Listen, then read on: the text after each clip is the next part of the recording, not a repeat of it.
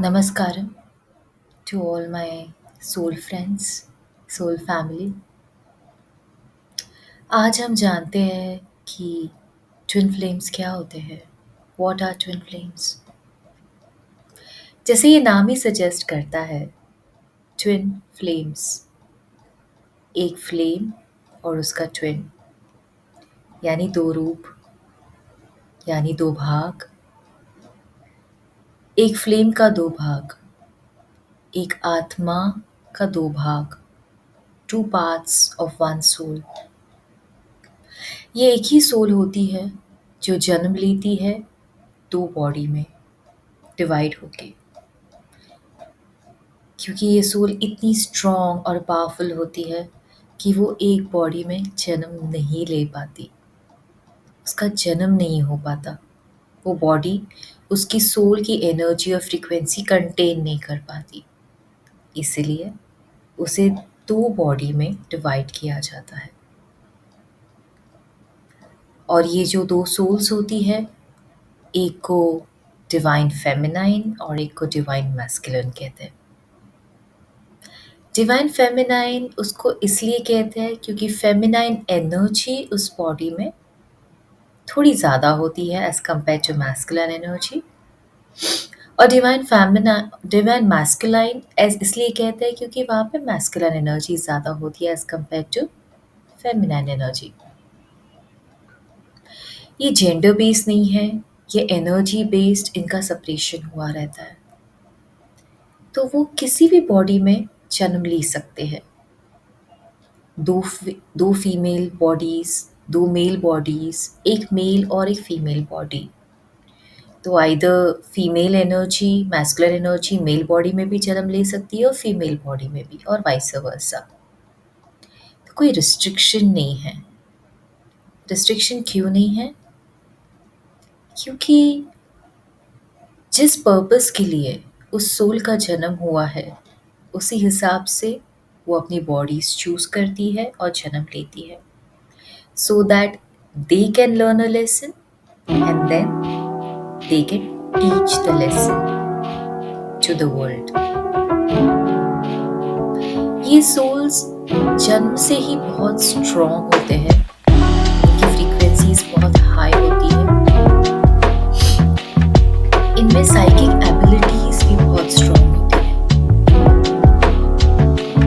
ये ज़्यादा करके अकेला रहना पसंद करते हैं, क्योंकि सबकॉन्शियसली उन्हें मालूम रहता है कि उनकी फ्रीक्वेंसी कितनी हाई है, उनकी एबिलिटीज कितनी हाई है, तो वो शायद उनसे लो फ्रीक्वेंसीज के लोगों के साथ एडजस्ट नहीं हो पाती. So better they choose to be but they are never lonely. आप उनको देखिए, वो कभी लोनली नहीं होती, वो कुछ न कुछ क्रिएटिव वर्क में हमेशा बिजी होती है. उनकी इमेजिनेशंस जब वो बच्चे होते हैं बहुत स्ट्रॉन्ग होते हैं. अक्सर उन्हें अकेले में बात करते हुए देखा जाता है, लेकिन वो अकेले नहीं होते. They are in constant talk either with themselves, with their own souls, or else they can sense some frequencies around them with whom they love to talk. बचपन से ही इनके आजू बाजू में एंजल्स और काइट्स होती है,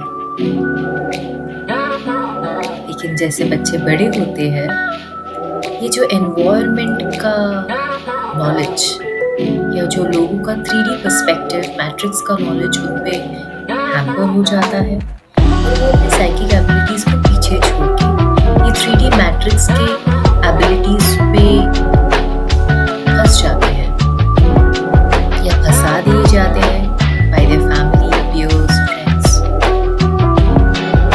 लेकिन जब उनका सही वक्त आता है, that is a time when they get consciously aware about their abilities.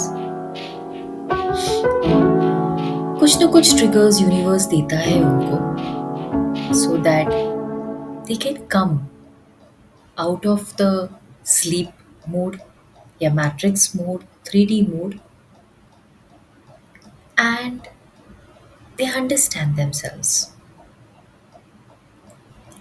Twin flames में ट्रिगर बाहर से भी मिलता है और कई केसेस में ऐसे भी होता है कि शायद बाहर से ना मिले और डायरेक्टली आप आपके ट्विन सोल से कनेक्ट हो जाए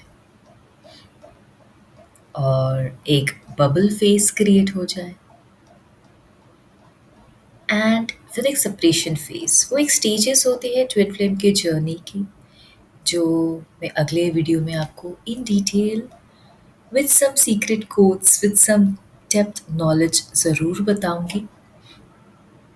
फिलहाल इतना समझ लेते हैं कि जब वो सेपरेशन हो जाता है तो वो ही ज़्यादा ट्रिगर करता है and then that is a time when divine feminine, जो किसी भी मेल या फीमेल बॉडी में हो सकती है, इट्स नॉट जेंडर बेस्ड, जो डिवाइन फेमिनाइन एनर्जी है वो अवेकन होना शुरू करती है और उसके अंदर सारी जो साइकिक एबिलिटीज़ है जो उसे परमात्मा ने दिए हैं वो एक एक करके रिवील होना शुरू करते हैं।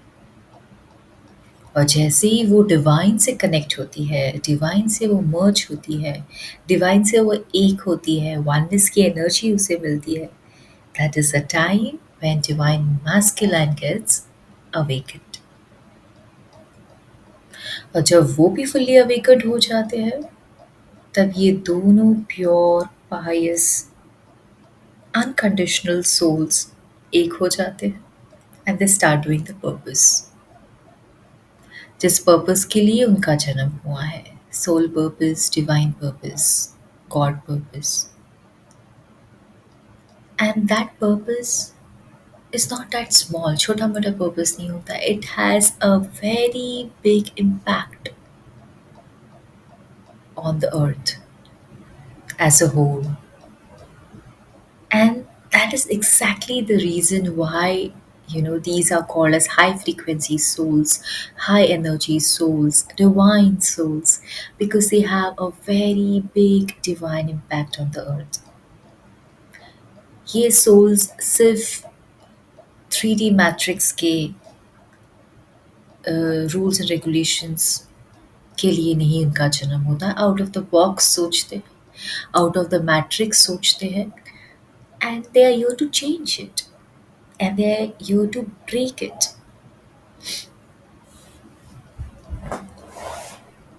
बहुत सारे हमारे माइथोलॉजीज़ में, हमारे कल्चर में, रिलीजन में इनका बहुत सारा नॉलेज ऑलरेडी अवेलेबल है, जैसे अर्धनारीश्वर के फॉर्म में, शिव शक्ति के फॉर्म में, भगवान शिव पार्वती माता के फॉर्म में, राधा कृष्ण के फॉर्म में, बहुत सारे फॉर्म्स है। अरबिंदो जी और द मदर, ये दोनों भी ट्विन फ्लेम्स माने जाते हैं एंड बहुत सारे हैं जो हिडन हैं, नोन नहीं है, बिकॉज पहले ट्विन फ्लेम्स को इतना एक्सेप्टेबल नहीं माना जाता था सोसाइटी में एज सच। लेकिन ये जो एक्वेरियस एज है, एक्वेरियन एज आया है,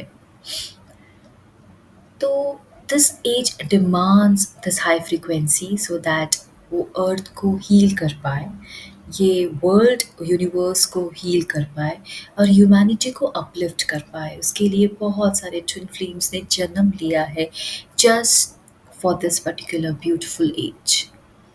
इसलिए ट्विन फ्लेम्स का नॉलेज भी भर भर के सब जगह से स्प्रेड हो रहा है, फ्लो हो रहा है, डाउनलोड हो रहा है, so that people get aware and they get right knowledge and right steps to follow so that they awaken themselves, and the purpose is to help the earth, धरती माता को मदद करना, यूनिवर्स को मदद करना, ह्यूमैनिटी को अपलिफ्ट करना, दैट्स इट। यही उसका पर्पस है। लेकिन जैसे हम कहते हैं कि 3D has a duality effect, as in matrix में अच्छा भी है बुरा भी है, तो बहुत सारा गुमराह करने वाला नॉलेज भी अवेलेबल है। और अगर आपको इस गुमराह करने वाला नॉलेज से बचना है, अगर आपको राइट नॉलेज पे टैप इन करना है, तो you need to connect to yourself. आपको खुद से कनेक्ट करना पड़ेगा, खुद की सोल से कनेक्ट करना पड़ेगा और खुद को पूछना पड़ेगा कि जो नॉलेज मैं सुन रही हूँ, वो मुझे कनेक्ट कर पा रहा है कि नहीं? Am I aligned to this और नॉट? ये मुझे समझ पा रहा है कि नहीं? और ये मुझे बहुत एलियन टाइप्स लग रहा है, बहुत अलग लग रहा है। तो जो चीज़ आपको कनेक्ट कर रही है, उसी नॉलेज से कनेक्ट होजिए और फिर आगे जाके देखिए कि कैसे वो नॉलेज आपको डेवलप करता है in a good person, in a higher level frequency person. मैं भी ऐसे ही करती हूँ जनरली। मैं जिन लोगों को मिलती हूँ या जो नॉलेज मुझे किसी भी चैनल से मिलते हैं, ऑनलाइन हो ऑफलाइन हो, आई ट्राई टू कनेक्ट कि ये मेरे लाइफ से कहीं पे अलाइंड हो रहा है क्या, मेरे थॉट से अलाइंड हो रहा है क्या? अगर हाँ तो हाँ मैं लेती हूँ, नहीं तो I let it go. Maybe it is not for me but for somebody else. तो ये आप भी ट्राई करके देख सकते हैं, then probably you will be aligning to the right knowledge, to the right people which can help you in growth in your journey to achieve your goals faster and quicker। तो बस आज के लिए इतना ही और जल्दी मिलते हैं नए एपिसोड के साथ, नई नॉलेज के साथ जो आपकी सोल जर्नी में, ग्रोथ में आपको बहुत सारा हेल्प और मदद कर पाए। So thank you so much. Anandi की तरफ से आप सबको बहुत शुभकामनाएँ। Thank you, bye.